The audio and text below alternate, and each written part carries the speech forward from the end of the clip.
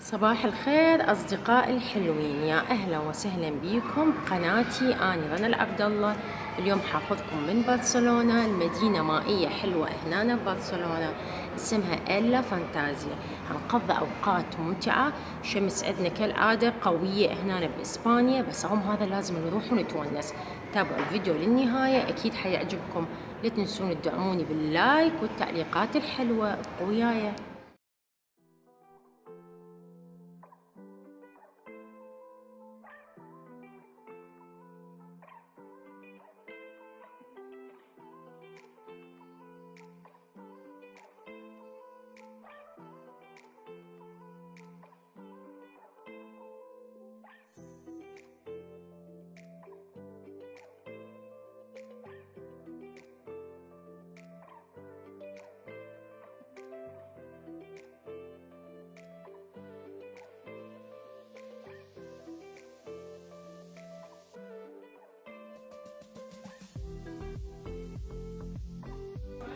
اجى الاكل التركي، اللحم بعجين والبورك بالجبن واللحم والشاي، كانوا حاطوا قبل البرد وايد.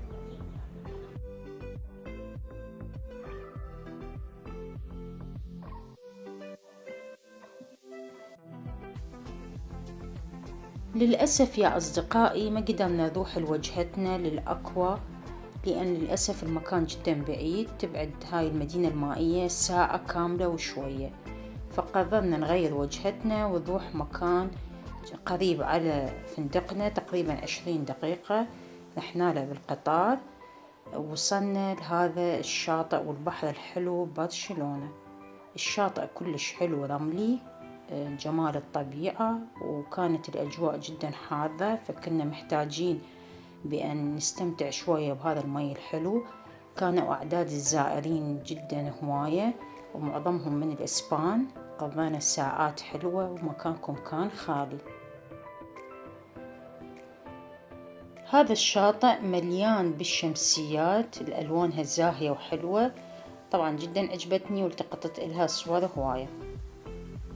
وأكيد كلنا عندنا عادات مختلفة نحب نسويها من نزور دولة ونسافر إلها. أنا عندي هاي الأمر جدا مهم، أي دولة أزورها عندها بحر أو نهر لازم أجمع القواقع أو الرمل أو الحجارات من البحر أو النهر. فعندي مجموعة من الحجارات والقواقع من لبنان، من تركيا، ومن الأردن والنمسا، وأكيد من إسبانيا. هجمع عدة قواقع هخليها ببيتي تذكار، كل ما أشوفها حتذكر هاي السفرة.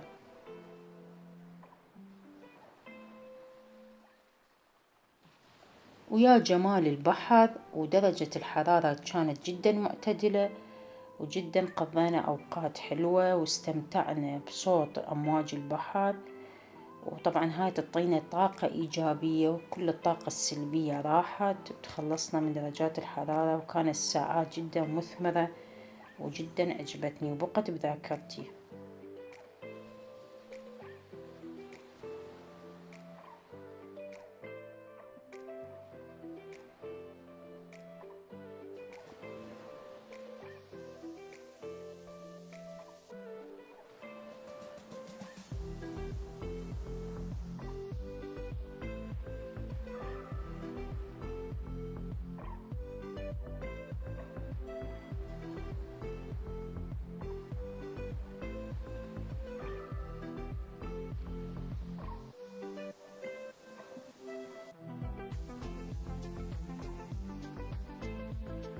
بعد ما سبحنا وقضينا ساعات حلوة، وكانت الدنيا جدا حارة، فكان لازم بعدها ناكل بمطعم بيتزا، وحبينا نجرب دومينوز بيتزا. طبعا هذا هنا هو الأصلي الغير مقلد، وطلبنا عدة بيتزات. طبعا الأسعار تعتبر غالية مقارنة بالبيتزا الموجودة بالنمسا، والبيتزات التركية الموجودة بالنمسا أو بالعراق سعرها شوية غالي.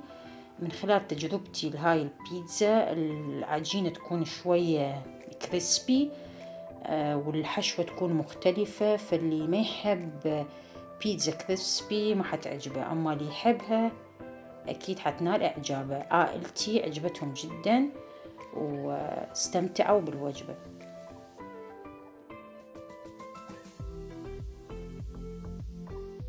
انتهت الجولة اليوم، وأكيد عندي فيديوهات قادمة برشلونة. أشوفكم فيديو قادم. باي باي.